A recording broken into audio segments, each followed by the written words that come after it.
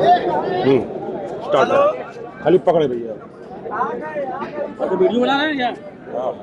तो फोटो लेता रहा तू दाबे की राह छोड़ दे इसको। चलने दे, आ रहा है ना। हाँ मैं काशी प्रांगण से रुद्रनाथ मिश्रा बोल रहा हूँ। आज मैं बनारस में कचहरी है। कचहरी में आज बार काउंसिल ऑफ उत्तर प्रदेश का चुनाव का अंतिम चरण है जो है बनारस में, और आज यहाँ अधिक संख्या में अधिवक्ता मत दे रहे हैं।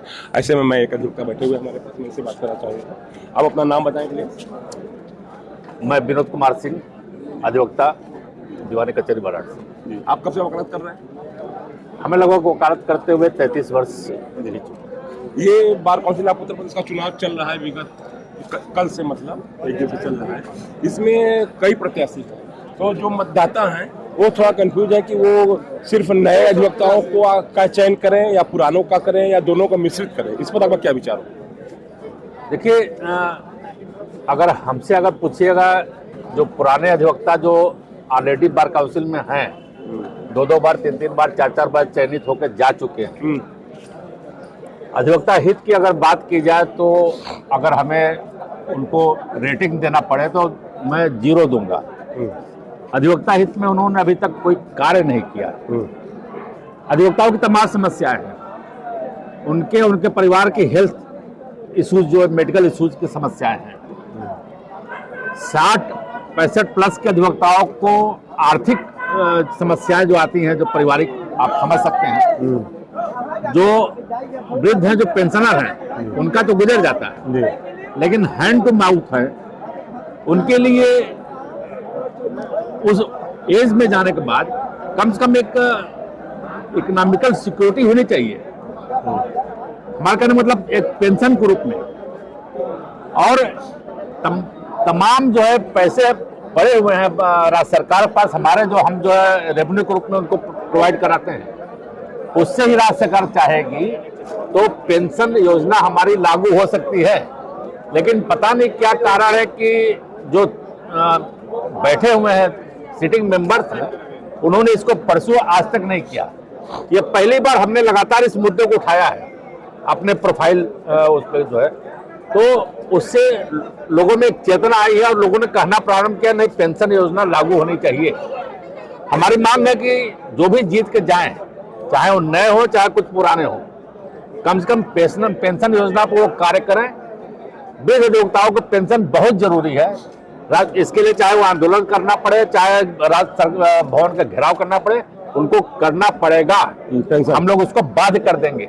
दूसरी, जो मेडिकल इशू की हमने बात की, आयुष्मान कैशलेस, अभी आपने देखा मेडिकल कैशलेस जो है अभी शिक्षकों को लागू हो गया।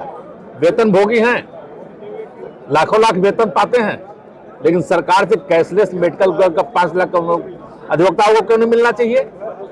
अधिवक्ता कहीं दूसरे लोग से आते हैं क्या?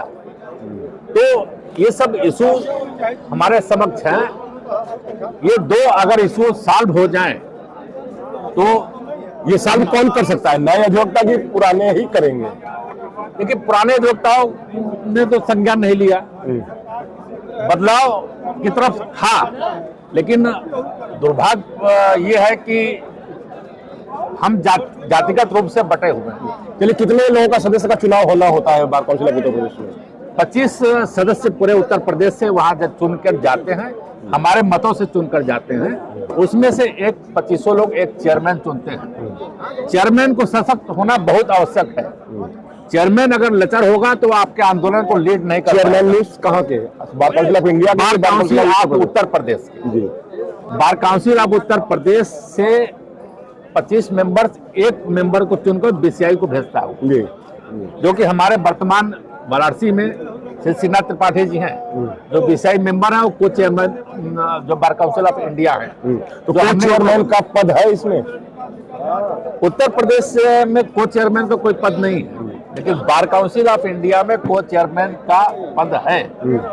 मनन मिश्रा चेयरमैन है और को चेयरमैन वर्तमान में श्री श्रीनाथ त्रिपाठी जी। इसके पहले भी थे कोई को चेयरमैन? इसके पहले भी रहे जी। अरे भैया महादेव, इसके पहले भी रहे। इस प्रकार से जो है ऐसे चयन होता है जो है। तो बाकी अधिवक्ताओं से क्या आप अपील करना चाहेंगे, जो मतदाता अधिवक्ता है सामान्य रूप से? देखिए, जो जुझारू हों, जी जो आपकी आवाज को उठा सके, बार काउंसिल ऑफ यूपी के जो मीटिंग्स होती हैं, जो अधिवक्ता रिलेटेड मीटिंग्स होती हैं, उसमें आपकी आवाज को पुरजोर तरीके से जो उठा सके, ऐसे अधिवक्ताओं का चयन करना नितांत आवश्यक है।